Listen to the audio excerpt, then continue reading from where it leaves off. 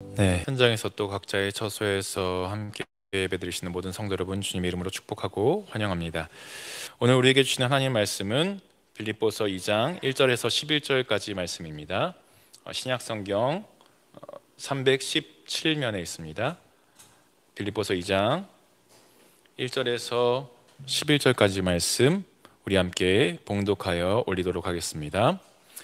그러므로 그리스도 안에 무슨 권면이나 사랑의 무슨 위로나 성령의 무슨 교제나 긍휼이나 자비가 있거든 마음을 같이하여 같은 사랑을 가지고 뜻을 합하며 한 마음을 품어 아무 일에든지 다툼이나 허영으로 하지 말고 오직 겸손한 마음으로 각각 자기보다 남을 낮게 여기고 각각 자기 일을 돌볼 뿐더러 또한 각각 다른 사람들의 일을 돌보아 나의 기쁨을 충만하게 하라.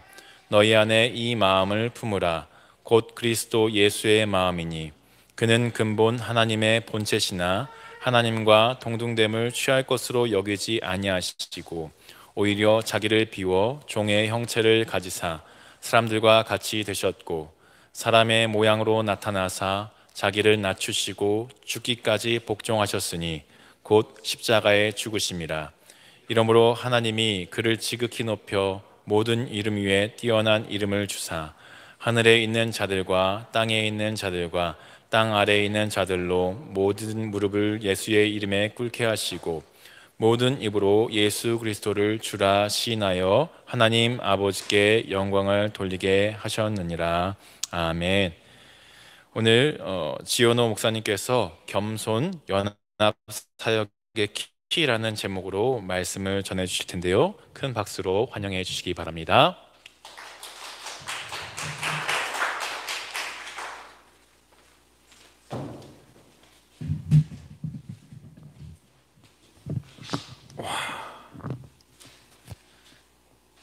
네, 반갑습니다.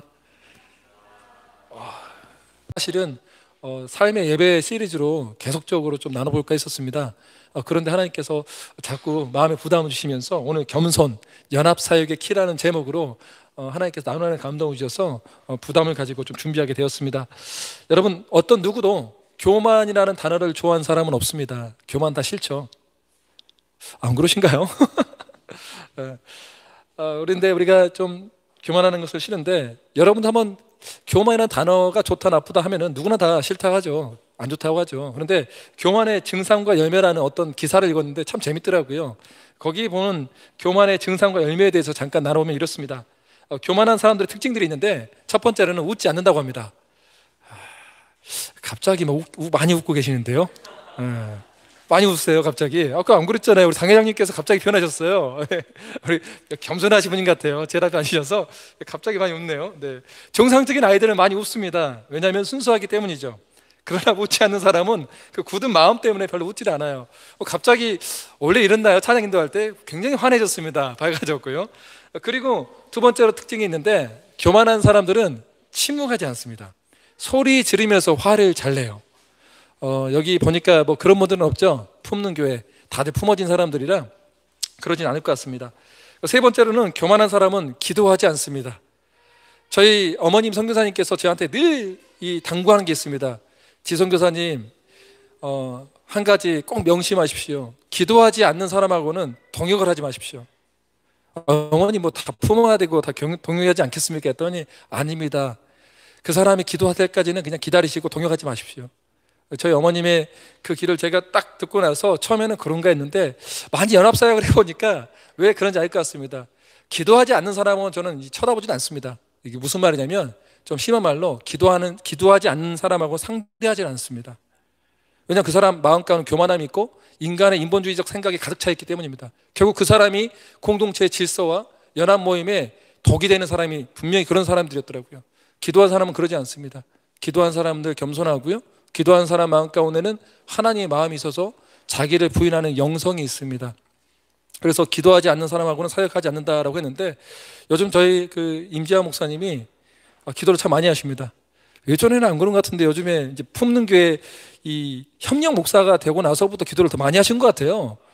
그 전에 더 많이 하시지. 지금 더 많이 하시. 저도 부담스럽게 저도 기도하라고 더 열심히 하시더라고요. 그래서 참 제가 도전을 받고 있는데, 기도하는 사람들, 우리 품는 교회 모든 사역자분들은 좀 기도하는 사람, 누가 보더라도 저 사람은 기도하는 사람이다, 품는 교회 성도는 기도가 살아있다, 품는 교회는 기도로 불타오르는 교회다라는 그런 메시지를 좀 들었으면 좋겠습니다.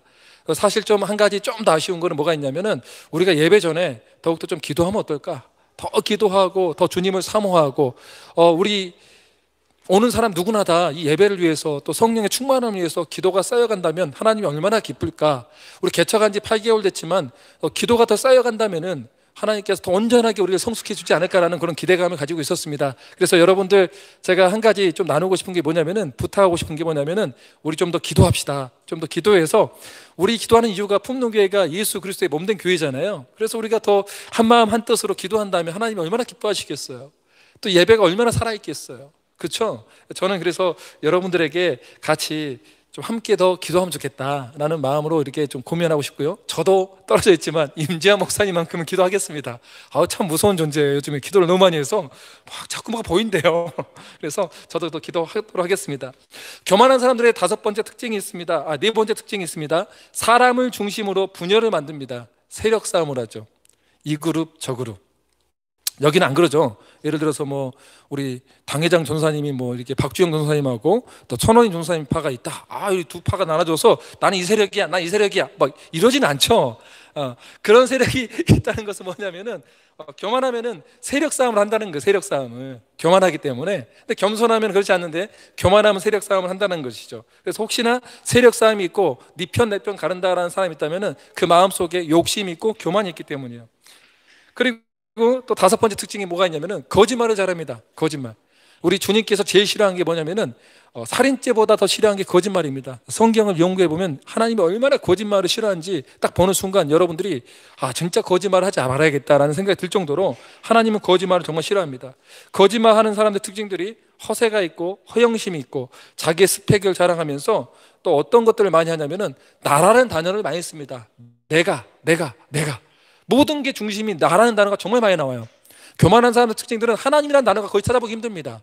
거의 다 첫 번째 단어가 내가 이만큼 했어, 내가 섬겼어, 내가 기도했어, 내가 이만큼 뭐 성장했어, 내가 이 정도로 헌신했어, 내가 이러니까 들을 때마다 피곤해져요. 저 사람 마음속에는 온통 자기로 충만하구나, 자기애로 충만해 있구나.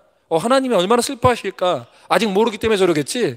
그런데 이런 교만한 사람의 특징들이 내가라는 말을 잘 쓴과 동시에 거짓말도 많이 하고 허세와 허영심, 확보를 드러내는 것들을 많이 드러낸다는 거죠. 마지막 6번째 특징이 있습니다. 그런 사람들이 두려움이 많아요. 또 교만한 사람들은 두려움이 많아요. 특이하죠. 하나님이 그렇게 우리를 만들었어요. 겸손하면 평안을 주시겠고요, 또 교만하면 두려움을 주시게 하는 것이 주님의 마음이라는 거예요. 주님의 질서라는 거예요. 이거는 창세기 11장 바벨탑 사건을 봐도 우리가 다 알 수 있죠. 자기들의 이름을 내고자 했는데 결국 흩어지게 됐고, 흩어지길 면하기 위해서 결국 두려움 가운데 임했던 사람들, 이런 것들이 바로 교만한 사람들의 특징이라는 것입니다. 그런데 뭐 특징은 특징이라 치고 교만이라는 단어를 그렇다면 우리가 보통 어떻게 정의를 할 수 있을까요? 세상은 이렇게 정의를 합니다. 네이버 사전에 보니까 교만함이라는 것은 잘난 체하며 뽐내고 건방지다 라고 합니다. 딱 정의가 이해가 되죠? 잘난 체하고 뽐내고 건방지다. 그런데 성경 사전에서 보는 교만은 좀 다릅니다. 제가 성경 영어 사전을 보니까 교만의 의미가 이렇게 정의되어 있습니다. 겸손의 반대 개념이다.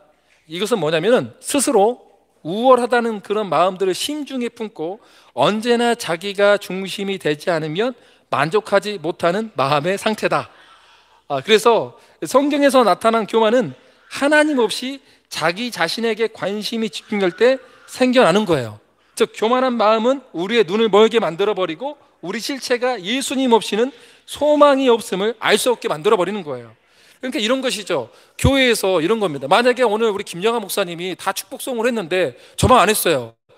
나를 빼고 축복을 다 했네, 나를 빼고 축복을 했단 말이야? 이게 바로 교만이라는 거예요. 나를 뺐다 이거예요. 또 우리 모임 가운데서도, 아니 왜 나를 뺐어? 이 모임에는 내가 들어가 있었는데, 내가 이 교회를 위해서 얼마나 헌신했는데 왜 나를 뺐냐 이거야. 이 자체가 뭐냐? 교만이라는 거예요. 성경에서 말하는 교만. 그러니까 성경에서는 언제나 자기가 중심이 되지 않으면 만족하지 못하는 그 마음의 상태가 교만이다라는 것을 여러분들이 기억하셔야 돼요. 항상 우리의 마음 가운데 이런 교만이 들어오면 어떤 게 있냐? 바로 죄가, 모든 죄와 악의 뿌리가 교만이라는 거예요. 하나님 자리에 내가 앉은 것이 바로 죄의 기원 아니겠습니까? 하나님 자리에 내가 앉아 있는 것, 그게 교만이라는 거예요. 선악과 사건도 우리가 교만했기 때문에 죄를 지었죠. 하나님의 자리에 내가 앉았다라는 거예요. 근데 어느 순간 우리가 처음에는 잘 나가지만 살다 보면은 하나님의 자리에 내가 앉게 되는 경우가 있어요. 점점 이런 것도 우리가 파악하지 못한다면은 큰일 나게 되는 것입니다. 하나님 자리에 절대 우리가 앉아서는 안 됩니다. 하나님이 대장 돼야 됩니다. 하나님 우리 인생의 주인 돼야 됩니다. 하나님만이 우리의 왕 돼야 됩니다. 그것이 어떤 상황과 환경 가운데서도, 어떤 상황과 환경을 넘어서서 내가 숨쉬는 순간순간마다 그분이 바로 우리 주 예수 그리스도가 되어야만 합니다. 우리 모임 가운데도 마찬가지입니다. 하나님이 아니라 내가 주목받고 싶고 내가 있어야 하는 것이 바로 교만인 것입니다. 참 저는 예배를 드릴 때 저희 이제 팀들이 참 좋은데, 저는 저희 목요 모임 팀들에게 이걸 강조합니다. 찬양팀한테 뭘 강조하냐면, 찬양팀만 드러나면 안 된다. 찬양팀이 전부가 아니다. 예배 전체를 봐야 된다. 예배 전 준비 기도부터 찬양, 그리고 말씀을 전하는 자, 마지막까지 그 모든 자들이 주님께만 초점을 맞춰야 된다. 너가 튀려고 하지 마라. 그리고 너무 은혜를 내려고 해서 너무 너 힘쓰지 마라. 자연스럽게 성령께 맡기고 성령께 위탁하는 인생이 돼야 된다. 그럴 때 찬양을 통해 하나님 영광 받으시고, 그 자연스러운 호응을 받아서 설교자도 하나님의 영감 받는 메시지를 전하게 되고, 마지막에 우리가 또 마무리 기도하는 모든 순간순간마다 다 주님만이 영광 받을 수 있는 그런 예배가 될 수 있다. 예를 들어서 오늘은 찬양이 좋았어, 이거 잘못된 예배다. 오늘은 말씀이 좋았어, 아니야, 이건 하나님 기뻐하지 않는 예배다. 하나님 진짜 기뻐하는 예배는 모든 순서마다 하나님의 임재가 있었고 하나님의 은혜가 있었어, 이거라는 거예요. 믿습니까? 이런 것들이 바로 하나님이 예배의 중심되는 그런 교만함이 없는, 하나님이 영광받는 예배라는 거예요. 그런데 저는 연합사역을 하다 보니까 참 우리도 모르게 교만함들이 많이 숨어 있더라 이거예요. 그게 뭔지 아세요? 내가 좀 드러나고 싶어요. 이게 어떻게 좀 기회인데, 하나님이 이런 기회를 통해서 내가 좀 더 시간을 더 쓰고 싶고 열심히 해야지. 물론 하나님의 나라와 영광을 쓰는다면 얼마나 감사하겠습니까? 성령이 강하게 임재하셔서 너 그래 좀 더 해라 하면 모르겠습니다. 근데 우리 성령은 질서의 하나님이세요. 그 시간 안에도 충분히 우리가 하나님의 영광을 드러낼 수 있는데, 내가 들어가니까 더 해야 된다 들어가니까 교만해서 분열이 생겨버리는 거예요. 연합사역 가운데서는 교만이 가장 무서운 겁니다. 그 질서 가운데서 어떻게 하면 내가 내 몫에 순종할 수 있을까? 어떻게 하면 하나님을 드러내게 할 수 있을까? 그래, 내 몫은 여기까지구나 라는 것들을 기억해야 된다는 거죠. 교만하면 그래서 결국 어떻게 되는가? 잠언 13장 10절에 보니까 교만에서는 다툼만 일어날 뿐이라 권면을 듣는 자는 지혜가 있느니라. 그리고 잠언 16장 18절에는 교만은 패망의 선봉이요 거만한 마음은 넘어짐의 앞잡이니라. 즉 교만하면 망한다라고 말하고 있어요. 성경의 수많은 인물 중에서도 사울도 그랬고 느부갓네살도 그랬고 헤롯 아그리파 1세 왕도 다 교만한 사람들의 대표적인 인물들입니다. 사울은 왜 대표적으로 교만했을까요? 사울은요, 아까 말했던 것처럼 자기 인생의 자리를 갑자기 하나님에서 자기로 바꿔버렸기 때문에 교만해진 거예요. 하나님이 어떤 명령을 주셨어요? 아말렉을 치라고 했어요. 아말렉이라는 종족은 어떤 종족이었습니까? 출애굽한 이스라엘 백성들의 뒤에서 아주 비굴하게 정말 비참할 정도로 하나님의 백성들을 괴롭혔던 악한 민족이었어요. 하나님의 때가 찾아 이제는 그 모든 아말렉의 남과 여, 아이, 짐승까지도 다 철하했어요. 그런데 사울은 어떻게 했죠? 그 가운데 하나님의 자리에 자기가 앉아서, 제가 보니까 양도 좋고 소도 좋으니까 이 정도 되는 양과 소는 내가 하나님께 드리면 좋겠다라고 자기가 주인이 돼버린 거예요. 감히 하나님의 명령을 무시하고 하나님의 명령을 자기 식대로 재해석해서 이게 순종했다. 이거는 더 악한 거예요. 이것은 반역이에요, 반역. 우리가 얼마나 그렇습니까? 하나님의 뜻이 분명한데도 불구하고 내가 그걸 섞어버려서 하나님의 뜻이라고 설명하는 거, 이거 하나님이 제일 악하다고 보는 거예요. 이게 사울이 범했던 결과였고 범했던 죄였고 결국은 끔찍하게 죽었죠.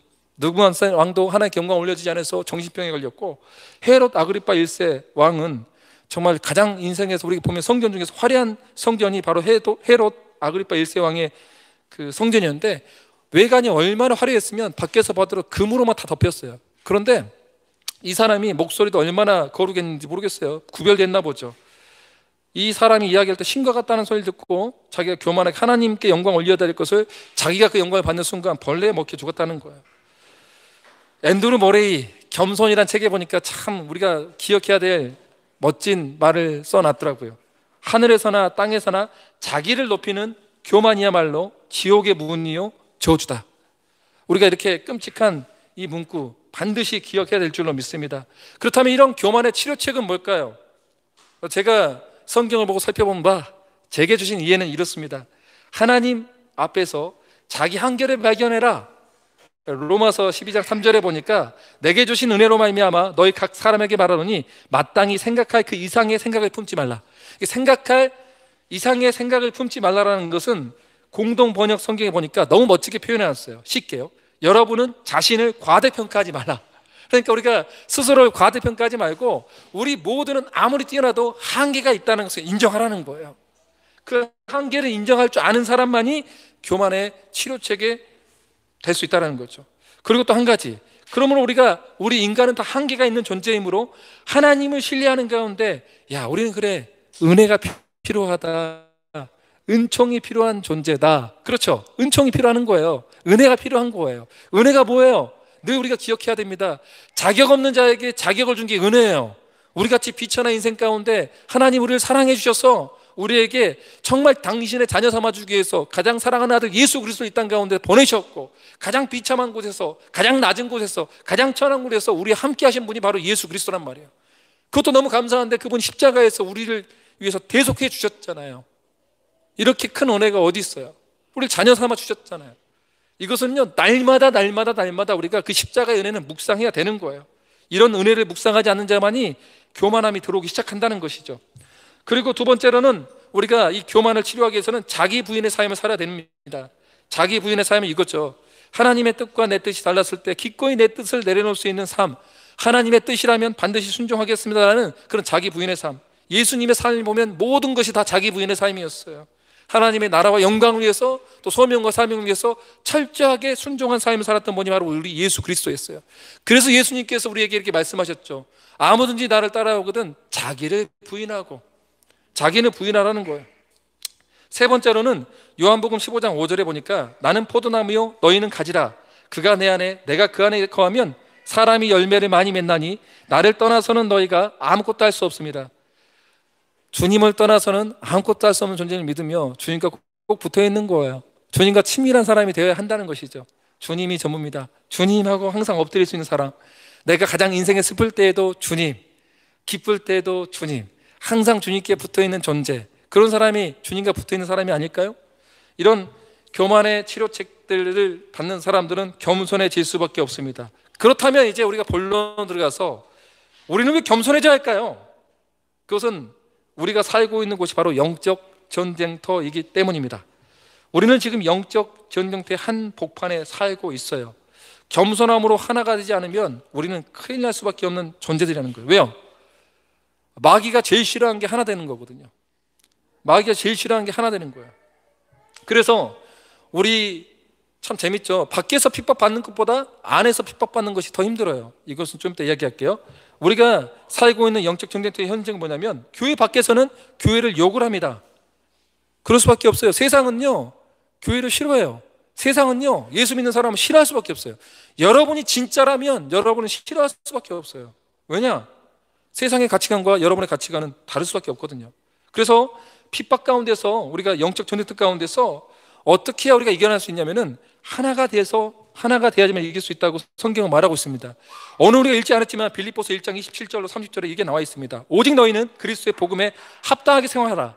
이는 내가 너희에게 가보나 떠나 있으나 너희가 한 마음으로 서서 한 뜻으로 복음의 신앙을 위하여 협력하는 것과 무슨 일에든지 대적하는 자들 때문에 두려워하지 아니하는 이 일을 듣고자 합니다. 이것이 그들에게는 멸망의 증거요 너희에게는 구원의 증거니 이는 하나님께로부터 난 것이라. 그리스도를 위하여 너희에게 은혜를 주신 것은 다만 그를 믿을 뿐 아니라 또한 그를 위하여 고난도 받게 하려 하심이라. 너희에게도 그와 같은 싸움이 있으니 너희가 내 안에서 본 바요 이제도 내 안에서 듣는 바니라. 이런 싸움이 있는데, 영적 싸움이 있는데 사단은 교회를 망하게 하려고 막 다니고 있다는 거예요. 그럴 때 우리는 어떻게 해야 되냐? 믿음의 선한 싸움을 싸워야 한다는 거예요. 어떻게 해요? 즉 복음의 신앙을 로 인해서 우리가 하나가 될 때 싸울 수 있다는 거예요. 하나가 되지 있으면 싸울 수가 없다는 거예요. 그래서 우리가 방금 읽었던 이 구절 속에서는 이런 비밀들이 있습니다. 이 27절에 보면 너희는 혼자가 아니야. 그리고 28절에 보면 너희는 이미 승리하는 편에 있어. 이걸 믿으라는 거예요. 그럴 때 우리가 박해 가운데, 핍박 가운데 견딜 수 있는 힘이 여기에 있다라는 거예요. 사실 우리는 아직 이 시대 가운데 핍박이 없었지만, 우리가 뭐 탈북자들은 핍박 엄청 많이 받고 나왔잖아요. 그런데 감사하게도 저는 이렇게 생각해요. 코로나19를 통해서 잠시나마 기독교인들이 핍박을 받을 수 있는 거, 이거 참 은혜다. 핍박도 좀 받아봐야지. 신앙 때문에 좀 핍박도 받아봐야지. 전도하다가 욕도 좀 먹어봐야지. 그러지 않고 무슨 진짜 참된 신앙을 증명할 수 있는 길이 어디 있겠어요? 한번 핍박도 받아보고 욕도 얻어 먹어보고. 왜?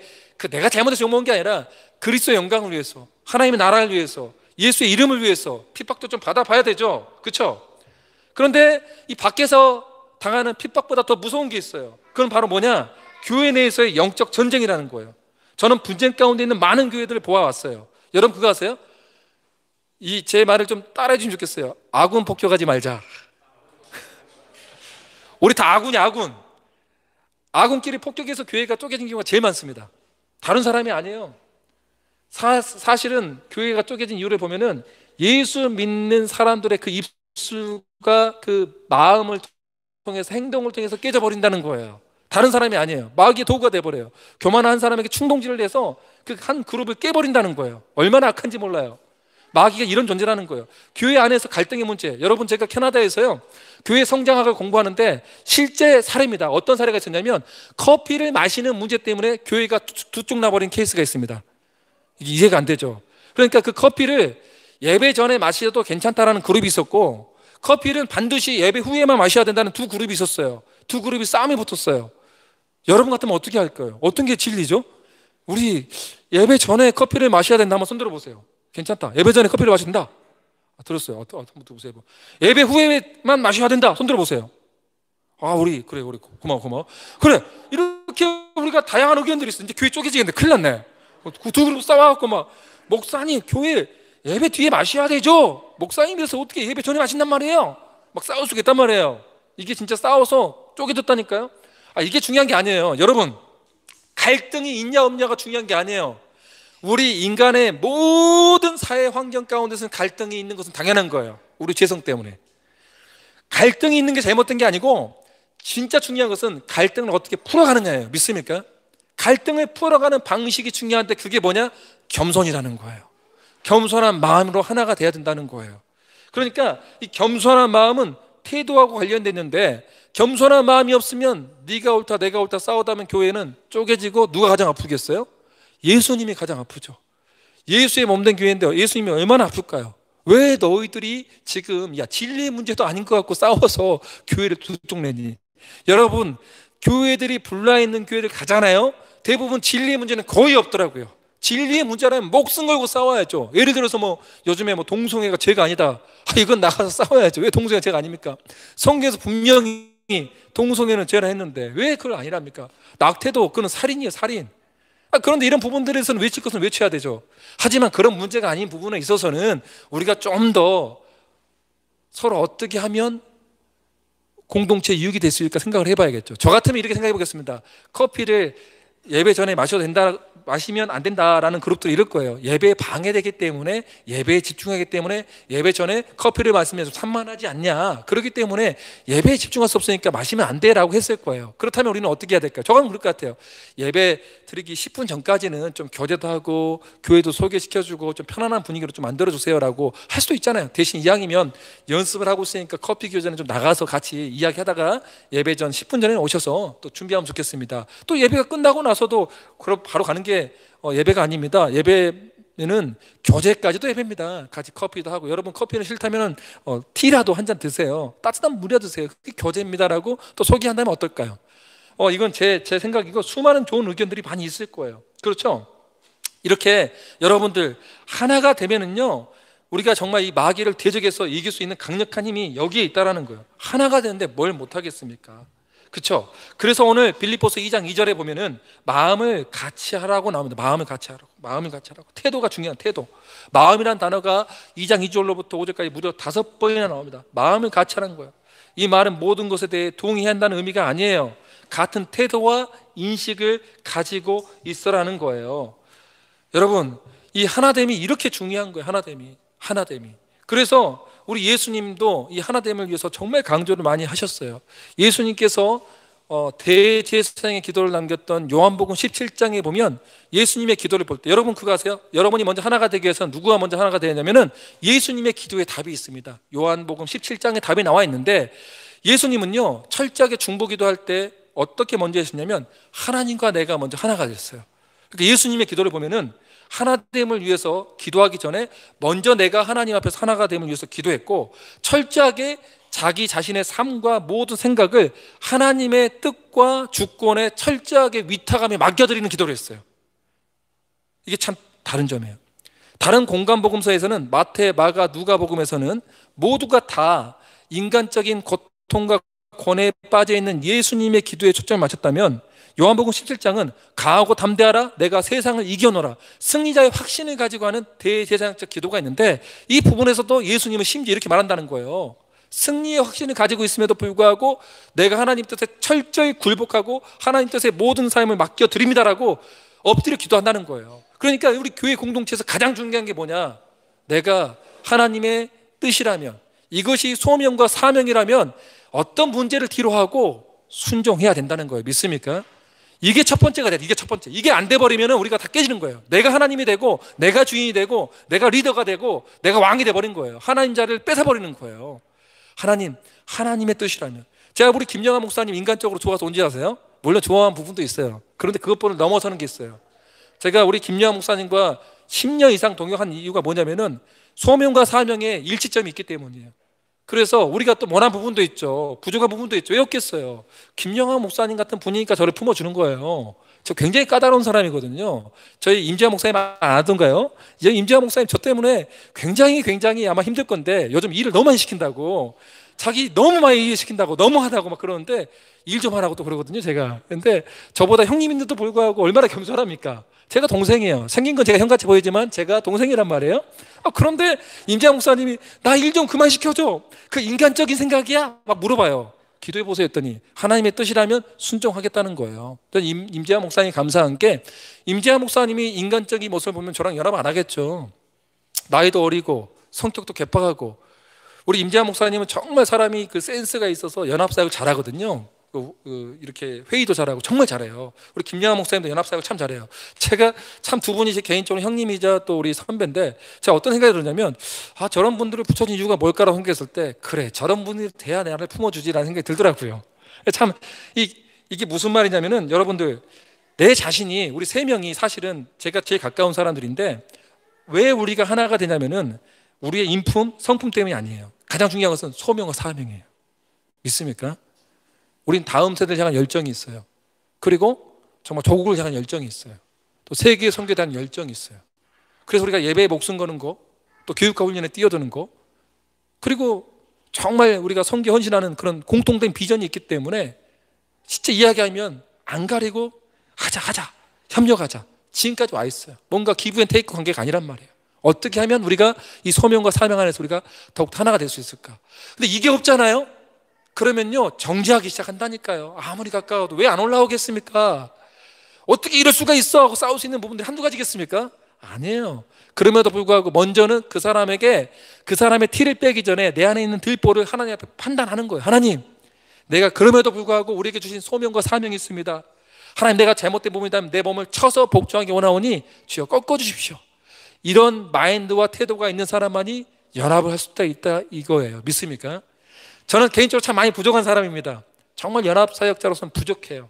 참 모난 부분도 많고 성격도 괴팍하고, 여러분들이 보기에는 어떻게 모를지 모르겠지만 참 괴팍한 부분이 있어요. 단호한 것도 있고, 불의를 보면 참지를 못하고, 그러다가 저만 좀 피해를 보면 되는데 저랑 함께하는 자들이 많이 피해를 보기도 하고, 그런 캐릭터였는데, 그래도 저는 우리 동역자들을 통해서 많은 것들이 좀 변화가 되고 많이 좀 부드러워지고 연단받아지고, 이렇게 되면 안 되겠구나, 연합을 위해서는 때로는 참고 인내해 줘야 되구나, 이런 것들을 배워가고 있어요.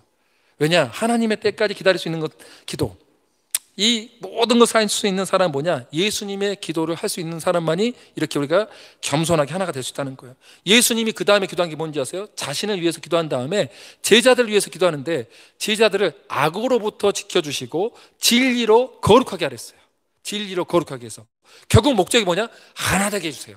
그러니까 제자들이 하나가 되기 위해서는, 방금 우리가 또 기억해야 할 게 뭐가 있냐면, 제자들이 하나가 되기 위해서는 뭐라고요? 악으로부터 보존돼야 되고 진리로부터 구별돼야 돼요. 그런 사람이 하나가 됐어요. 연합을 위한 연합은 필요 없는 거예요. 연합을 위한 연합은 소모예요. 소모, 시간 낭비예요. 연합을 위한 연합은 의미가 없어요. 진리 안에서 연합하는 거예요. 진리가 있어야 돼요. 악으로부터 보존돼야 돼요. 그 주의 마음이 있어야 돼요. 이것이 연합의 정신, 주님의 기도였어요. 주님이 그 일치를 위해서 기도했고 모든 성도들의 또 일치와 연합을 위해서 기도했어요. 그렇기 때문에 사도 바울도 예수의 마음을 알았기 때문에 뭐라고 말했냐면은, 야, 그렇기 때문에 우리가 적극적으로 하나가 돼야 된다라고 외치고 있는 거예요. 오늘 3절에 보면, 그래서 하나됨을 위한 구체적인 방법을 사도 바울은 소극적인 측면과 적극적인 측면으로 이야기하고 있습니다. 소극적으로는 다툼과 허영을 버려야 한다는 거예요. 자기 자신을 높이고 헛된 영광을 추구할 때 다툼이 일어나게 되어서 교회의 불일치를 초래하기 때문에, 야, 교만함을 위한 다툼과 허영 버려! 라고 지금 말하고 있고, 이건 소극적인 측면이죠. 적극적인 측면에서 뭐라 하냐면은, 겸손해져야 돼. 겸손은 뭐냐면 너보다 남이 낫다는 거라는 것을 인정하고 보라는 거예요. 우리가 공동체로 지음을 받았다면 품는 교회 안에서 또 다양한 사역자들이 있다는 거, 우리 다양한 사역자가 있다는 것은 다양한 은사들이 있다는 거예요. 나보다 남을 많이 낫게 여길 수 있다는 것은 뭐냐면, 내가 가지고 있지 않는 부분이 이 사람에 있기 때문에 우리를 공동체로 불러줬다는 거예요. 믿습니까? 그렇기 때문에 여기에 있는 한 분 한 분은 다 소중한 거라는 거예요. 이런 관점을 가지고 있어야 되죠. 겸손은 성경에서는 남을 높이고 자기를 낮추는 태도라고 합니다. 그리고 철저하게 주님만을 의지하는 것이 겸손한 태도라고 하는 것이죠. 저는 이것을 봤을 때, 왜 사도 바울이 너희들이 나의 기쁨을 충만하게 하라고 했을까? 우리 2장 4절에 나와 있는데, 왜 나한테 나의 기쁨을 충만하게 했을까? 이게 무슨 말이냐면, 사도 바울은 지금 빌립보 교회 가운데 두 여인의 지금 큰 세력 다툼이 있는 것을 보고 마음이 너무 아팠어요. 감옥 안에 있으면서 너무 마음 아픈 나머지 뭐라고 기도하고 있냐면, 너희들이 하나가 될 수 있다면 내가 너무나 행복해서 미칠 것 같다. 심지어 2장 16절에 보면 뭐라면, 내가 너희들이 하나가 되게 전제로 부어질지라도 내 모든 생명을 바쳐서 내가 죽어서라도 너희가 하나가 될 수 있다면 나는 너무 행복할 것 같다. 사도 바울이 어떻게 이런 고백을 할 수 있었을까요? 예수의 마음을 알았기 때문이에요. 하나됨에 얼마나 파워가 있고 하나님이 기뻐하고 하나님이 원하신 것을 사도 바울은 알고 있었기 때문에 이거를 위해서 자기 목숨까지 내어놓은 사람이 바로 사도 바울이었다는 거예요. 이것은 우리를 굉장히 불편하게 만듭니다. 왜냐하면 하나됨이 그 정도였어? 나는 내 이익도 챙겨주고 남의 이익도 챙겨주면 됐지, 이 정도가 아니야? 아니요, 사도 바울은 그 정도가 아니었어요. 하나됨, 하나님이 기뻐하니라면 내 목숨을 내어놓더라도 하나가 되기 위해서 자기를 드리겠다고 고백을 하는 거예요. 그리고 나서 사도 바울은 오늘 2장 5절로 11절에 겸손의 모범이신 예수 그리스도를 본받아라고 이제 말을 합니다. 근데 시간이 많이 갔죠? 시계가 안 보이는데? 벌써 이렇게 됐군요. 이거는 그러면 제가 짧고 굵게 빨리 끝내도록 하겠습니다. 어떡하지? 아닌데. 예수님은 이것만 기억하세요. 예수님의 겸손은 자기 권리를 주장할 수 있음에도 불구하고요, 생명을 살리기 위해서 기꺼이 포기하고 기꺼이 낮아지고 자발적으로 순종함으로써 겸손이 뭔지를 보여주셨어요. 예수님의 겸손, 삼위일체 하나님의 방식 속에서 우리 겸손을 볼 수 있는데, 예수님은 자기를 높인 적이 한 번도 없어요. 예수님은 항상 성부 하나님과 성령 하나님을 높이셨어요. 성령 하나님은요 또 어떠셨어요? 성령 하나님은 항상 우리 하나님의 뜻인 성부 하나님의 뜻대로만 순종했고 또 예수 그리스도를 계시해 주셨어요. 삼위일체 하나님은요 서로가 서로를 드러내 주시면서 존재하는 방식이에요. 이게 겸손의 방식이에요. 근데 여러분 그거 아세요? 우리 몸에 암세포는 어떤지 아세요? 암세포는요 나만 잘 되면 되거든요. 다른 세포, 정상세포는 자기가 죽는답니다. 정상세포는 자기가 죽어서 다른 세포에게 영양분을 나눠주고 죽는 게 정상세포래요. 근데 암세포는요 안 죽어요. 안 죽고요 남으로 갈 영양분을 자기가 다 먹어요. 그러니까 암세포는 어떻게 되죠? 점점 비대해져요. 커져요. 그래서 결국 어떻게 되죠? 우리 몸이 죽는 거예요. 교회 안에서도 좀 끔찍한 표현이겠지만 암세포가 있습니다. 암세포가 있어요. 교회 안에도 정상세포가 있어요. 알곡이 있고 가라지가 있어요. 양이 있고 염소가 있어요. 제 말이 아니고 성경의 말이에요. 마태복음에 나타났던 말들인데 우리는 이런 것들을 구분해야 됩니다. 그래서 정말 우리가 정말 나는 나를 자기 자신을 부인하면서 상대방의 상대방을 나보다 낫게 여기며 그들의 이익과 필요를 채워줄 수 있는 그런 사역자인가, 그런 것들을 체크해 볼 필요가 있다는 것이죠. 마지막으로 제가 한 가지, 그냥 이거 다른 거 다 스킵하고요, 겸손의 결과에 대해서 한 가지 예를 나누고 이야기를 하고 좀 마치면 좋겠는데요. 여러분들, 그 겸손의 결과는 뭐냐면은 부흥입니다. 겸손함으로 하나가 되면 하나님이 영적인 부흥을 주십니다. 사도행전 2장 46절로 47절에 보면, 날마다 마음을 같이하여 성전에 모으기를 힘쓰고 집에서 떡을 떼며 기쁨과 순전한 마음으로 음식을 먹고 하나님을 찬미하며 또 온 백성에게 칭송을 받으니 주께서 구원받는 사람을 날마다 더하게 하시니라. 이것은 예수 그리스도의 기도의 응답이었어요. 예수님이 이렇게 기도하셨거든요. 뭐냐? 너희들이 하나가 되면은 세상 사람들이 나를 믿게 될 것이다 라고 했어요. 근데 모든 너희들 제자들 말고 모든 성도들이 이제 하나됨을 추구하게 된다면은 너희들이 온 백성이 하여금 나에 대해서 알게 할 거라. 알게라는 것은 믿는 자나 믿지 않는 자나 저들은 정말 예수를 믿는 자고 예수는 그리스도라는 것을 표현하게 될 거라는 거예요. 이런 것들이 겸손, 하나됨의 결과라는 거죠. 순수에 주목하셔야 돼요. 품는 교회는 먼저 우리가 하나 되는 것에 주목해야 된다는 거예요. 지난주인가요? 지지난주인가요? 그 우리 최준영 목사님, 우리 누구죠? 임재 목사님이 야, 연예인 같이 생긴 분 있다고 막 자랑을 하길래 연예인 했더니 딱 보니까 인정해 줘야겠네요. 저보다 눈썰미가 더 있는데 연예인. 그래요. 연예인 같이 생겼다고 하는데 막 이렇게 연예인 같이 생기셨다. 막 이러지 않냐 막 이야기 자랑하더라고요. 근데 그 목사님 우리 부부가 또 우리 사역자를 초대해서 나눔의 어떤 것들을 보니까 굉장히 참 이 공동체는 우리는 되겠다라는 생각이 들었어요. 서로 이렇게 나눔이 있고 또 하나됨이 있고 서로 그 먼 길 마다하지 않고 서로 자기가 스스로 내어놓고 섬길 수 있는 모습, 하나님이 그걸 기뻐하신다니까요. 사람을 지기 많이 모으고 많은 프로젝트를 하고 많은 일을 하는 것보다 중요한 게 우리 안에서 하나됨입니다. 믿습니까? 우리 안에서 하나가 됐을 때 하나님 부흥은 그 다음이에요. 하나님이 보내주세요. 지금 우리가 더 힘써야 할 게 뭐냐? 서로의 필요를 보고 또 서로를 채워주고 또 기도하고 힘껏 서로를 위해서 기도해주고 또 채워주는 그런 공동체로 가야 된다는 거죠.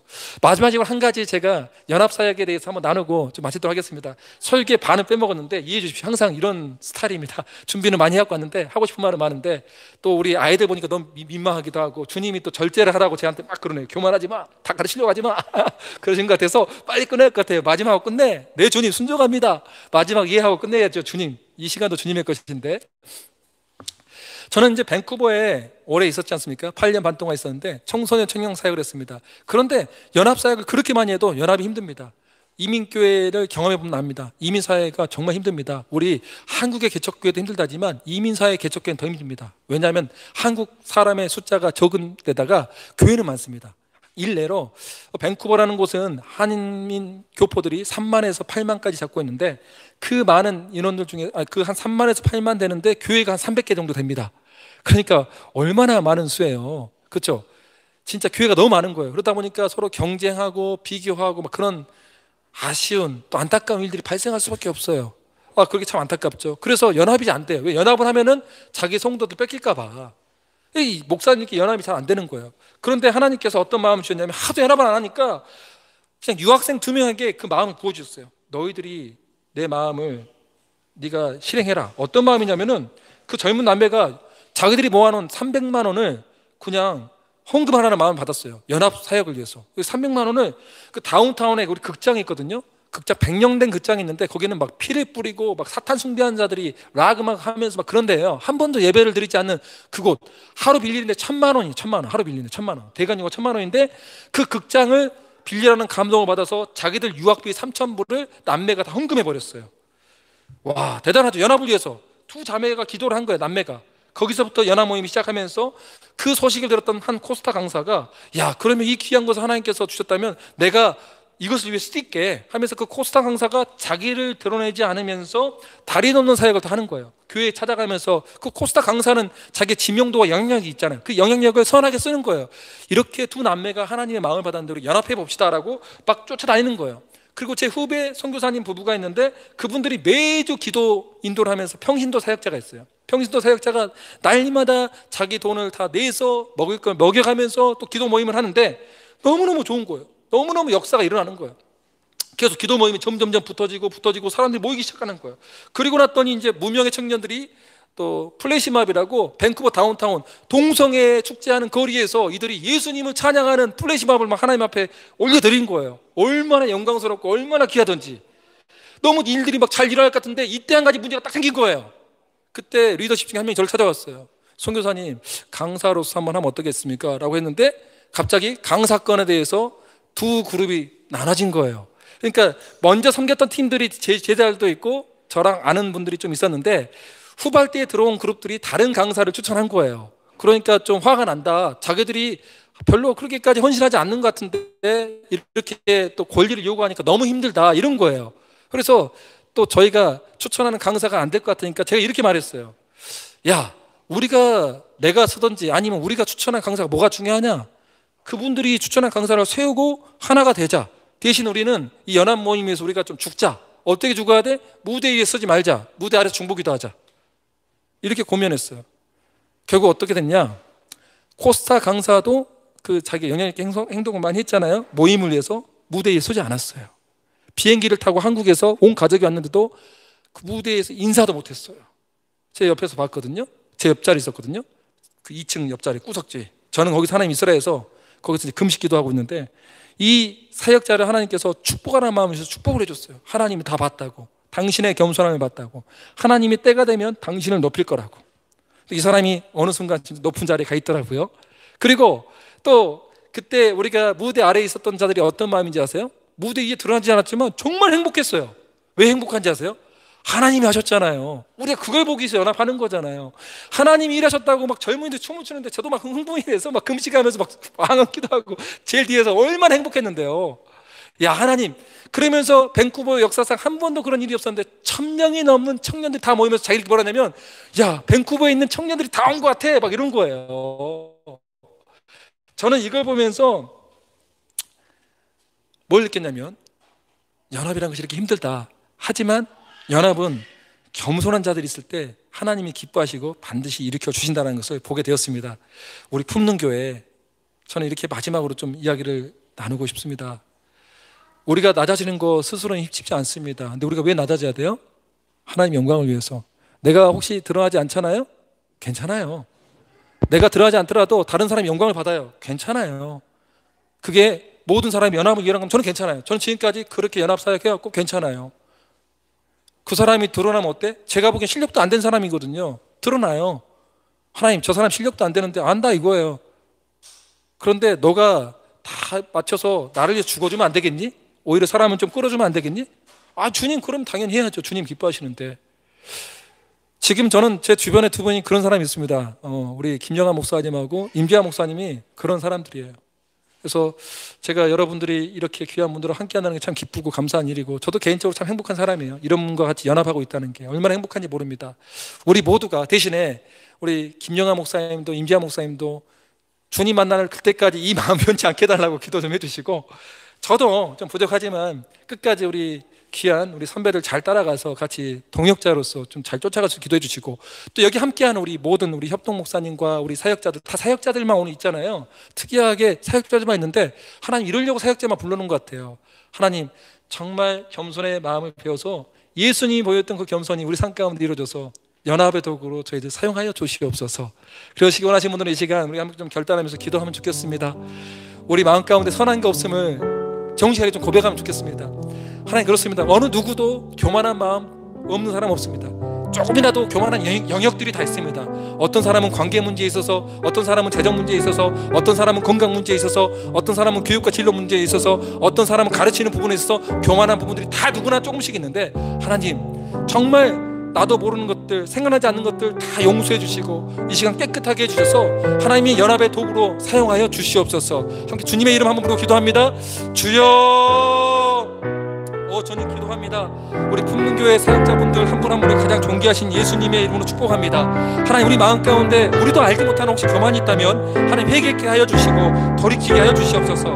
하나님 저도 모르게 교만한 것들이 있어서 우리 동역자들을 불편하게 했던 것들이 있다면 용서하여 주시고, 혹시 우리 동역자들의 필요를 보지 못한 것들이 있다면 용서하여 주시옵소서. 제가 교만하기 때문에 혹시 나만의 이익을 위해서 또 나만의 이익을 위해서 썼던 것 있다면 용서하여 주시고, 철저하게 예수 그리스도의 삶을 따르는 진짜 제자가 될 수 있도록 제 자신을 부인하고 제 자신의 한계를 인정하며, 내가 아닐지라도 그 사람을 세우며, 내가 아닐지라도 하나님 정말 우리 동역자를 세워갈 수 있는 그런 사람이 될 수 있도록 겸손과 영광과 하나님의 나라를 위해서 기꺼이 죽을 수 있는 이 사도 바울의 마음이 저희의 마음이 될 수 있도록 축복하여 주시옵소서.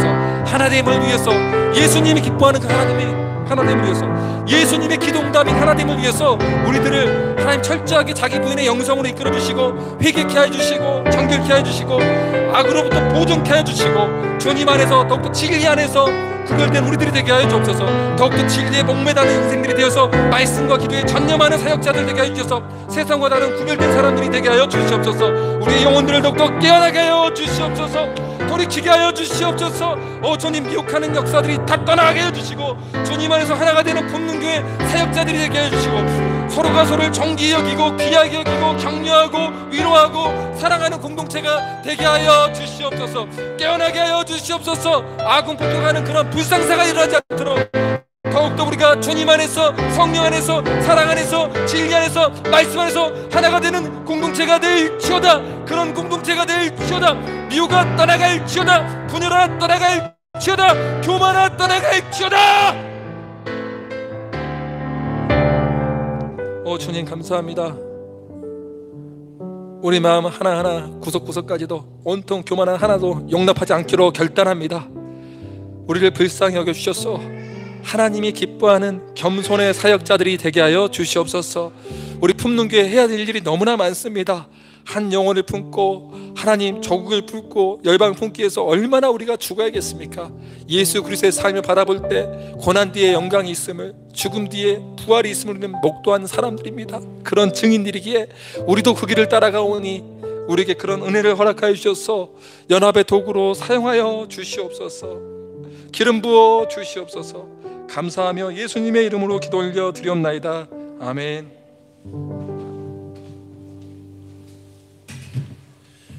축도하겠습니다. 이제는 우리 주 예수 그리스도의 은혜와 하나님 아버지의 사랑과 성령의 교통하심이 예수 그리스도와 같은 겸손으로 소명과 사명을 함께 이뤄나갈 품는 교회와 이 나라 이 민족과 온 세계 교회 위에 이제로부터 영원토록 함께 계실지어다. 아멘.